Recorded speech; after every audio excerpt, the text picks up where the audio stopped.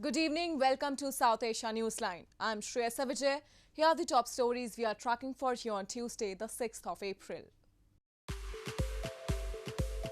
Russian Foreign Minister holds talks with Indian counterpart in New Delhi. Multilateral meetings continue in Doha ahead of Afghan peace summit in Turkey. And Nepal may see spike in COVID-19 cases in June, warns Health Minister.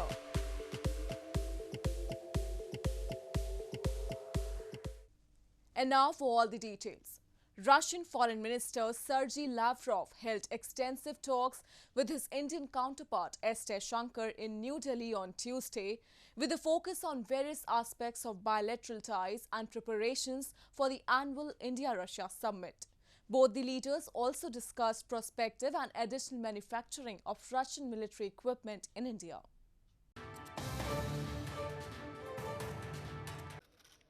Russia's Foreign Minister Sergei Lavrov on Tuesday held extensive talks with his Indian counterpart S. Jaishankar in New Delhi with a focus on various aspects of bilateral ties, the ongoing Afghan peace process and the preparations for the annual India-Russia summit. In a joint conference after the talks, Lavrov said Russia and India are discussing the possibility of additional production of Russian military equipment in India.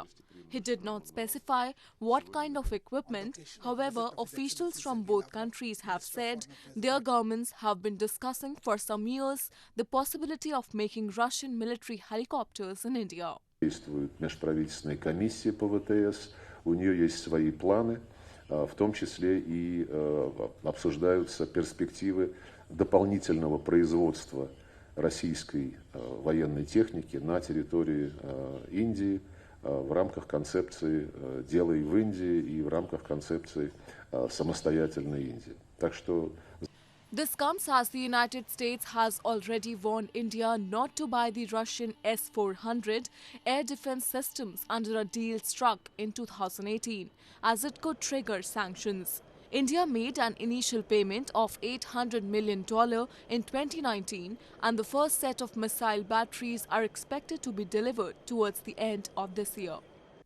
Voters in 4 Indian states of Kerala, Tamil Nadu, Assam and West Bengal and the Union Territory of Puducherry cast their ballots on Tuesday in elections seen as a test for Prime Minister Narendra Modi's government. The elections were held amid a surge in coronavirus cases in the country.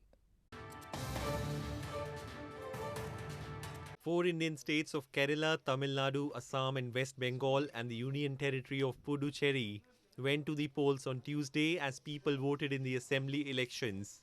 The populous states of West Bengal and Assam have emerged as key battleground for Prime Minister Narendra Modi's Bharatiya Janata Party or BJP, which is looking to extend its national domination. PM Modi and Interior Minister Amit Shah themselves campaigned for the crucial polls, as they are seen as a test for the ruling BJP. हम लोग vote देंगे, एक अच्छा decision लेंगे, तभी हमारा growth होगा, हमारी फैमिली का ग्रोथ होगा और फिर हमारी सोसाइटी का ग्रोथ होगा, फिर हमारे देश का ग्रोथ होगा. तो इसलिए हमने हर एक वोट का मतलब वैल्यू समझना चाहिए और वोट देना चाहिए. ആ ജനങ്ങൾ തങ്ങളുടെ വിധിയാണ് രേഖപ്പെടുത്താൻ പോകുന്നത്.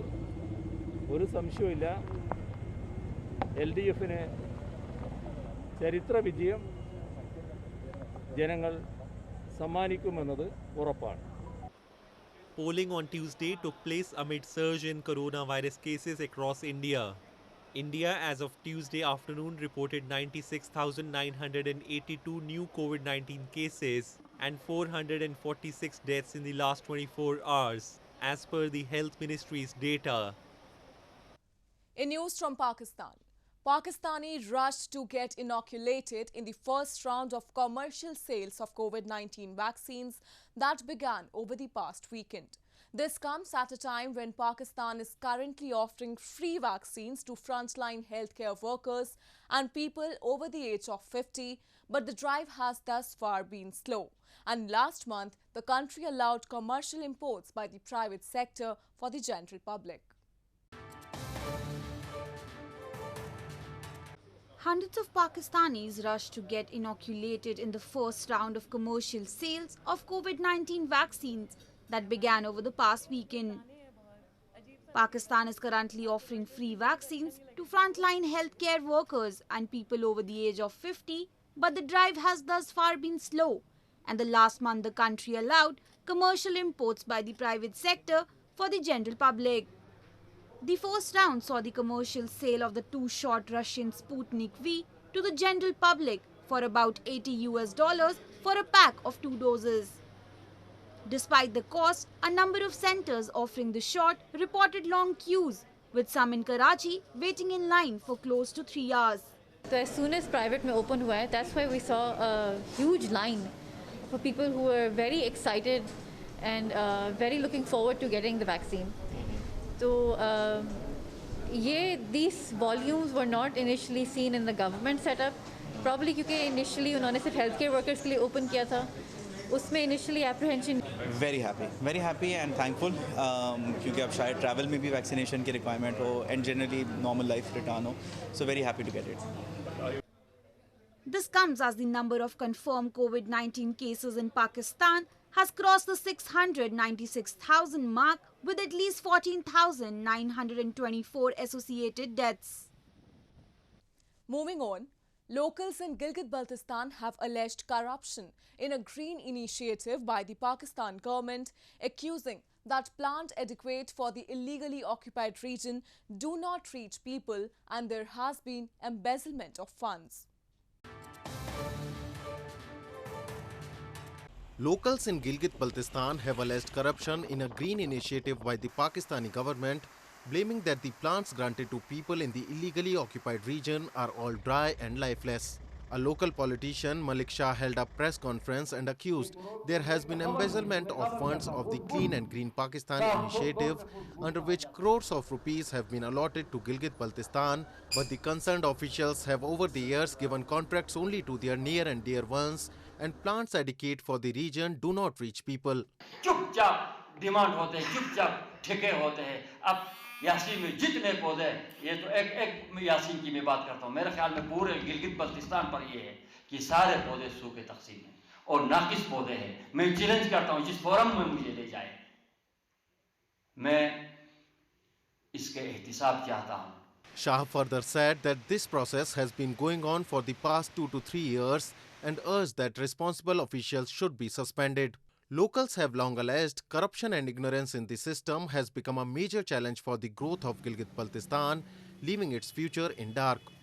In news from Afghanistan, Afghan peace negotiator Fawzia Koofi has reported progress made in multilateral meetings over the past few days for the upcoming conference in Turkey. Koofi said some agreements have been made on the context and scope of the Istanbul conference in their talks in Doha over the past week, which included representatives of the Afghan Republic, the Taliban, the UN, the US and Qatar. The Afghan negotiator informed preparations are being made on the context of discussions, principles and values that would be discussed in Turkey, as well as coordination among countries and organizations. Meanwhile, senior Afghan political leaders and government officials are reviewing over 25 peace proposals, including that of the presidential palace, to make a unified peace roadmap for the upcoming conference in Turkey. The Turkey conference is expected to be held this month. Moving on to news from Nepal. Nepal's Health Minister Hridayesh Tripathi on Monday warned that the country may witness peak of a second wave of coronavirus in June if people continue to flout precautionary measures. The Himalayan nation has been witnessing a surge in infections since mid-January after earlier declining from October 2020. Nepal may witness the peak of a second wave of COVID-19 in June if people continue to flout precautionary measures, Nepal's Minister for Health and Population Hridayesh Tripathi has warned. Addressing a meeting of the House of Representatives on Monday, Tripathi said this assessment was made on the basis of a recent surge in infections across the nation. Nepal has been witnessing a sudden spike in COVID-19 cases from mid-January, which had earlier started to decline from October of 2020. अबका दिनमा जनस्वास्थ्यका मापदण्डहरूको पालनालाई प्रभावकारी बनाउन सकिएन भने संक्रमण बढ्दै ज्येष्ठ असारमा अर्को उच्च बिन्दुमा पुग्न सक्ने देखिन्छ। Nepal has so far reported 278,210 confirmed cases of coronavirus, with 3,036 deaths so far. There were currently 1,832 active cases across the country till April 5, according to the Health Ministry data. The Health Minister further added that the nation has been alerted about a sudden rise in cases in India, with which the Himalayan nation shares an open border. With heat wave beginning to tighten its grip over parts of northern India, the sale of earthen pots has increased across the region, with several people preferring them over water stored in refrigerators. Crippling heat waves, drought and water scarcity usually grip India during the summer months of April to June. The sales of earthen pots have increased in parts of northern India, with heat wave beginning to tighten its grip over the region.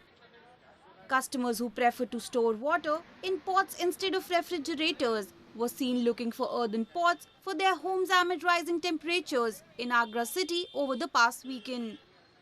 With the onset of summers, authorities regularly issue advisories on how to keep cool, including advice to drink water frequently, find shady spots and use fans. काफ़ी दुकानदारी तो हो रही है गर्मी के हिसाब से, गर्मी काफ़ी बढ़ रही है, लोग जो भी आ रहा है मटका सब लोग मटका ही खरीद रहे हैं। इसी प्रकार से लोग फ्रिज का पानी नहीं पी रहे हैं। क्यों नहीं पी रहे हैं? क्योंकि गला खराब होने के कारण। गर्मियों का सीजन आ गया है और फ्रिज का पानी अब जो कोरोना है और वैसे भी नुकसान करता है, इसलिए मटके का पानी गर्मियों में ज़्यादा फायदेमंद होता है, इसलिए हम मटका खरीदने आए थे। Soaring temperatures during summers in India also lead to numerous casualties for humans as well as animals. Possible reasons for the rising temperatures range from global warming to greater urbanization, leading to taller buildings and diminishing green cover. Women in a village in India's northeastern Manipur state are struggling to preserve the years-old practice of procuring salt through a traditional process that is fading with time.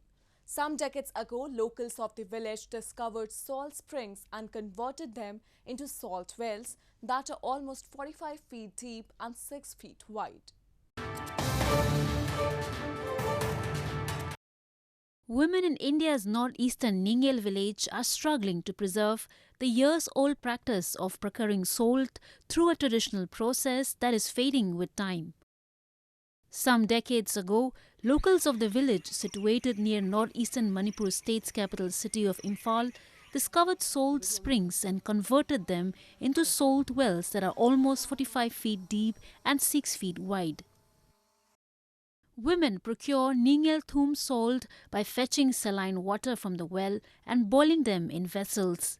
The water, after being evaporated, leaves a white crystalline form of concentrated salt, which is then cooled down to produce circular slabs of salt.